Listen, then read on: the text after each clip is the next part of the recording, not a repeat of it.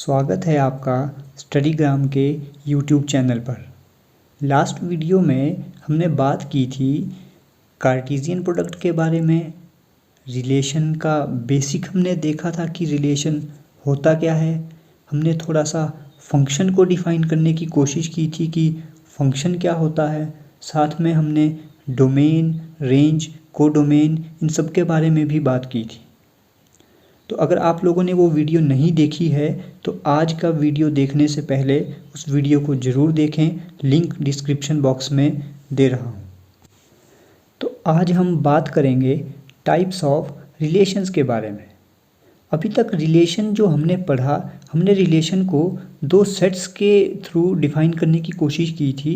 जैसे हमारे पास दो सेट ए और बी दिए हों तो हमने ए आर बी लिखा था और बोला था कि इसको हम पढ़ेंगे relation from set A to set B.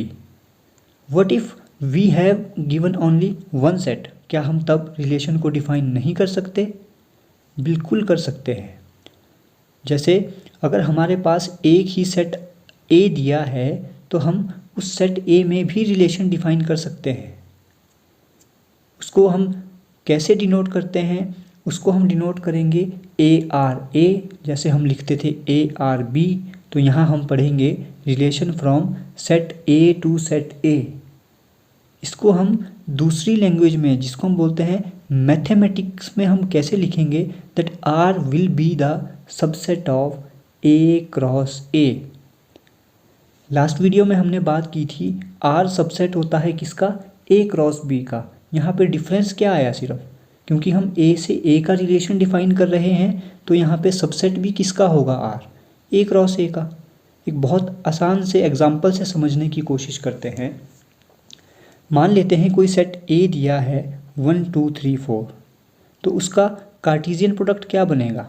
ए का ए के साथ कार्टेशियन प्रोडक्ट, 1 का 1 के साथ पेयर, 1 का 2 के साथ, 1 का 3 के साथ, 1 का 4 के साथ। सिमिलरली 2 का 1 के साथ, 2 का 2 के साथ, 2 का 3 के साथ, 2 का 4 के साथ एंड सो ऑन।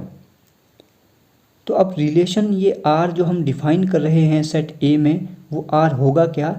इस ए क्रॉस ए का जो हमने कार्टेशियन प्रोडक्ट लिखा उसका सबसेट। इस तरह से हम एक ही सेट से भी रिलेशन डिफ़ाइन कर सकते हैं।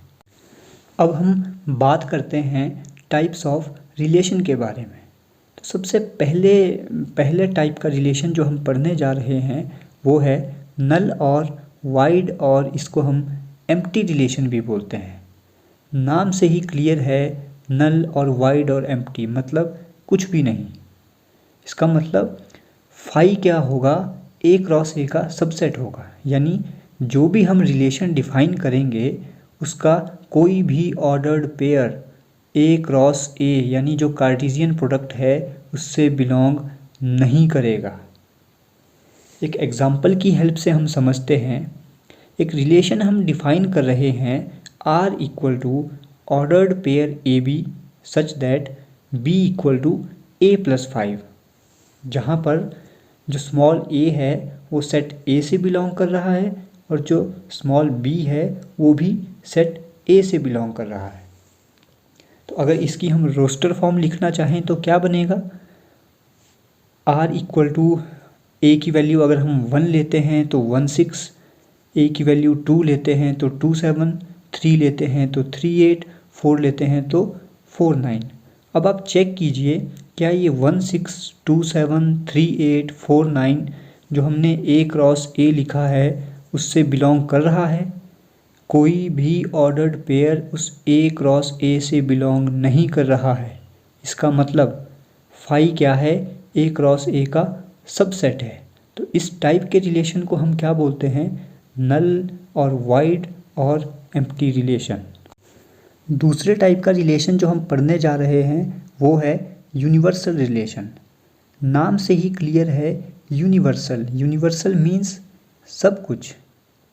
अगर जो रिलेशन हमने डिफ़ाइन किया वो ए क्रॉस ए के इक्वल हो, इसका मतलब जो रिलेशन हमने डिफ़ाइन किया उसके सारे के सारे ऑर्डर्ड पेयर ए क्रॉस ए में हों, यानी दोनों इक्वल हों। जितने ऑर्डर्ड पेयर ए क्रॉस ए में हैं वो सारे के सारे अगर हमारे रिलेशन में भी हों तो इस टाइप के रिलेशन को हम क्या बोलते हैं? Universal relation. थर्ड टाइप है आइडेंटिटी रिलेशन। इसको बहुत ध्यान से समझना, बच्चे इसमें बहुत कंफ्यूज करते हैं आइडेंटिटी और रिफ्लेक्सिव को समझने में। तो आइडेंटिटी रिलेशन को बहुत ध्यान से समझना, ये होता क्या है। आइडेंटिटी रिलेशन क्या है?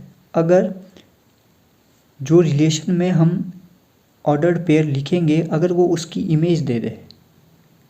इसकी सिंपल सी डेफिनेशन है, if R equal to A such that A belongs to R. For example, हम लेके चल रहे हैं एक रिलेशन आर जो हमने लिखा 1 1 2 2 3 3 4 4। कोई सेट हमारे पास था ए जो हम प्रीवियस एग्जांपल में भी लेके चल रहे हैं, सेट ए जिसकी वैल्यू है 1 2 3 4। तो पहला एलिमेंट हम पकड़ते हैं 1, वो अपनी ही इमेज दे दे 1 1 1 पेयर बन गया, वो रिलेशन में है। दूसरा एलिमेंट था 2, उसकी इमेज क्या होगी 2, वो भी रिलेशन में है। थर्ड एलिमेंट 3, उसकी इमेज भी रिलेशन में है 3। तो अगर इस टाइप का हमारे पास कोई रिलेशन बनता है तो उसको हम बोलते हैं आइडेंटिटी रिलेशन। यानी हर एक एलिमेंट अगर इसकी इमेज दे दे रिलेशन में तो इस टाइप के रिलेशन को हम बोलते हैं identity relation. Fourth type of relation is reflexive relation. ये कुछ आइडेंटिटी रिलेशन की तरह ही है लेकिन इसमें कुछ कंडीशन है। इसमें कंडीशन क्या है? जो भी सेट ए हमारे पास होगा उसके हर एक एलिमेंट की सेम इमेज यानी उसका ऑर्डर्ड पेयर रिलेशन में होना चाहिए। अब आप बोलोगे सर ये तो आप कंफ्यूज कर रहे हो, आइडेंटिटी में भी आपने यही बोला, रिफ्लेक्सिव में भी आपने यही बोला। आइडेंटिटी में मैंने बोला कि रिलेशन में अगर ज़रूरी नहीं है कि अगर सेट ए में 5 एलिमेंट हैं तो पाँचों के पाँचों की सेम इमेज रिलेशन में हो। रिफ्लेक्सिव में जितने भी एलिमेंट सेट ए में होंगे सबकी सेम इमेज हमारे पास रिलेशन में होनी चाहिए। दोनों में डिफरेंस क्या है इसको हम समझने की कोशिश करेंगे। बहुत ध्यान से समझिएगा आइडेंटिटी और रिफ्लेक्सिव रिलेशन में डिफरेंस क्या है। एक एग्जांपल लेके चलते हैं। कोई सेट है हमारे पास ए 1 2 3 4, उसका हमने कार्टेशियन प्रोडक्ट लिख लिया। वो हमें लिखना आता है, किस तरह से लिखते हैं। पहला रिलेशन मैं यहाँ पे लिख रहा हूँ r इक्वल टू 1 1 2 2 3 3। क्या ये रिलेशन आइडेंटिटी है या रिफ्लेक्सिव है? ये रिलेशन आइडेंटिटी है, रिफ्लेक्सिव नहीं है। क्यों नहीं है वो मैं आपको बाद में एक्सप्लेन करता हूँ। दूसरा एग्जांपल है r इक्वल टू 1 1 2 2। क्या ये आइडेंटिटी है या रिफ्लेक्सिव? ये भी आइडेंटिटी है। Third example 1 1 2 2 3 3 4 4। ये रिलेशन रिफ्लेक्सिव है। अब आप बोलोगे कि सर क्या ये आइडेंटिटी भी है? हाँ, ये आइडेंटिटी भी है और रिफ्लेक्सिव भी है। अब अगर आप तीनों एग्जांपल्स को ध्यान से देखो तो पहले वाले एग्जांपल में हमने 4 4 नहीं लिखा है। तो यहाँ पर एक बात समझ में आती है कि आइडेंटिटी के लिए ज़रूरी नहीं है कि ए के सारे एलिमेंट्स की इमेज हो, जबकि रिफ्लेक्सिव के लिए ए में जितने भी एलिमेंट हैं सबकी सेम इमेज यानी ऑर्डर्ड पेयर हमारे पास रिलेशन में होना चाहिए। तभी हम रिलेशन को क्या बोलेंगे? Reflexive relation. उम्मीद है इन एग्जाम्पल की हेल्प से आपको अच्छे से समझ आया होगा। यहाँ पर एक पॉइंट है जो आपको अपनी मेमोरी में याद रखना है, अपने पास पॉइंट बना के रख लीजिएगा कि every reflexive relation is identity but vice versa is not true. ज़रूरी नहीं है कि हर एक आइडेंटिटी रिलेशन रिफ्लेक्सिव भी होगा, बट अगर कोई रिलेशन रिफ्लेक्सिव है तो हाँ वह ज़रूर आइडेंटिटी होगा। अब यहाँ पर एक क्वेश्चन है, कोई सेट आपको ए दिया है 1 2 3 4 और रिलेशन भी डिफाइन करके दिया है 1 1 2 2 3 3 4 4 1 2। अब आपको बताना है क्या ये रिलेशन रिफ्लेक्सिव है? अब आप बोलोगे कि सर ठीक है, 1 1 भी है, 2 2 भी है, 3 3 भी है, 4 4 भी है, सारे के सारे एलिमेंट्स की इमेज है, तो यहाँ तक तो ठीक था, लेकिन 1 2 भी इसमें है, ये रिफ्लेक्सिव नहीं है। ऐसी गलती नहीं करनी है, हमें सिर्फ डबलेट देखना है कि ए में जितने भी एलिमेंट थे क्या उनका सेम डबलेट प्रेजेंट है। हाँ, यहाँ पे प्रेजेंट है, 1 2 एक्स्ट्रा है, हमें उससे मतलब नहीं है, हमें रिफ्लेक्सिव के लिए सिर्फ डबलेट देखना है। तो हाँ, ये रिलेशन बिल्कुल रिफ्लेक्सिव है। फिफ्थ टाइप का रिलेशन जिसकी हम बात करने जा रहे हैं वो है सिमेट्रिक रिलेशन। सिमेट्रिक यानी चारों तरफ से जो सेम दिखेगा। तो इसको हम डिफाइन कैसे करते हैं? If A1 A2 belongs to R, this implies A2 A1 should also belongs to R। इसका मतलब क्या है? If in relation each ordered pairs opposite pair are also present in relation, then that relation is called symmetric relation। यानी जितने भी ordered pair relation में हैं उनका अपोजिट पेयर भी उस रिलेशन में होना चाहिए। अगर ऐसा कहीं पे है तो वो रिलेशन सिमेट्रिक रिलेशन होगा। एग्जाम्पल की हेल्प से समझते हैं। कोई सेट ए है 1 2 3 4 और रिलेशन डिफाइन करके दिया है 1 2 2 3 3 1। क्या ये रिलेशन सिमेट्रिक है?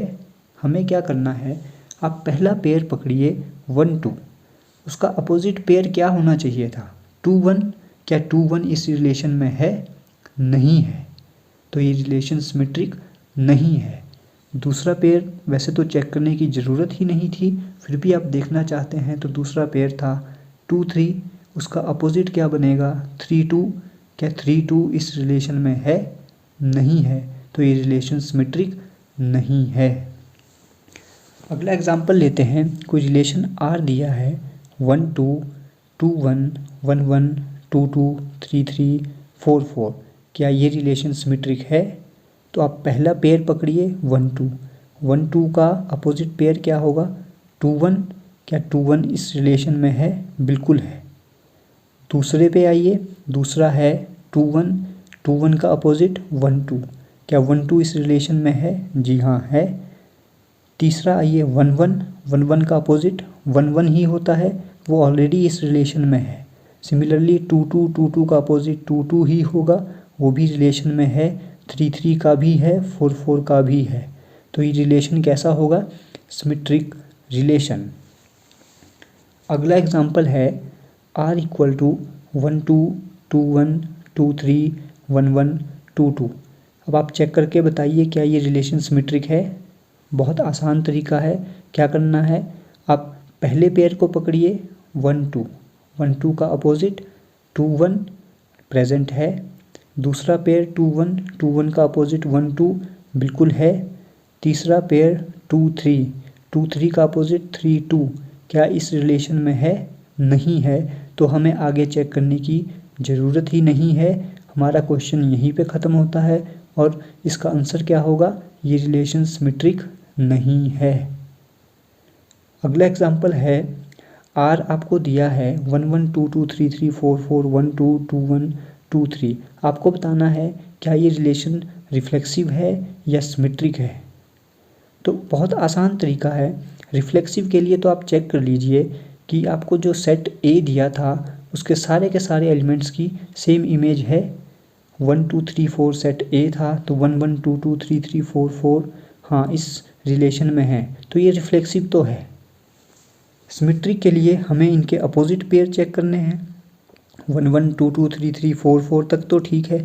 1 2 का अपोजिट 2 1 प्रेजेंट है। 2 1 का अपोजिट 1 2 प्रेजेंट है।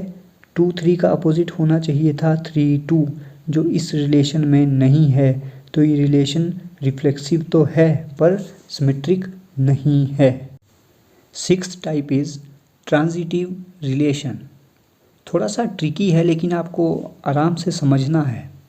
इसकी डेफिनेशन क्या बोलती है?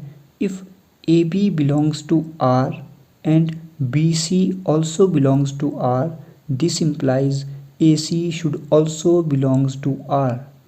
एग्ज़ाम्पल की हेल्प से समझेंगे और आपको एग्ज़ाम्पल को ABBC की टर्म में दिमाग में सोचना है। पहला एग्ज़ाम्पल हम लेके चल रहे हैं R = 1 2 2 3 1 1। अब देखिए इसको कंपेयर कीजिए, जो पहला पेयर है 1 2 इसको कंपेयर कीजिए AB के साथ, दूसरा पेयर है 2 3 कंपेयर कीजिए BC के साथ। तो इसका मतलब AC भी रिलेशन में होना चाहिए था। अब AC क्या बनेगा 1 3। क्या 1 3 इस रिलेशन में है? नहीं है, तो ये रिलेशन ट्रांजिटिव नहीं है। दूसरा एग्जांपल लेते हैं R = 1 2 2 1 1 1 2 2 2 3 1 3। पहला पेयर देखिए 1 2 कंपेयर कीजिए AB के साथ, दूसरा पेयर है 2 1 कंपेयर कीजिए BC के साथ। तो AC क्या बनेगा 1 1। क्या 1 1 यहाँ पे प्रेजेंट है? बिल्कुल है। सेकंड पेयर पे आइए, हर एक पेयर के साथ आपको चेक करना है। 2 1 1 1, तो AC क्या बनेगा यहाँ पे 2 1। जी हाँ 2 1 है। थर्ड पे आइए 1 1। अब 1 1 को आप 2 2 के साथ नहीं चेक कर सकते, 1 1 को आप 1 3 के साथ चेक कर सकते हैं। 1 1 1 3 1 3 बनेगा, 1 3 यहाँ पे है। 2 2 को आप चेक कर सकते हैं 2 3 के साथ, 2 3 यहाँ पे प्रेजेंट है।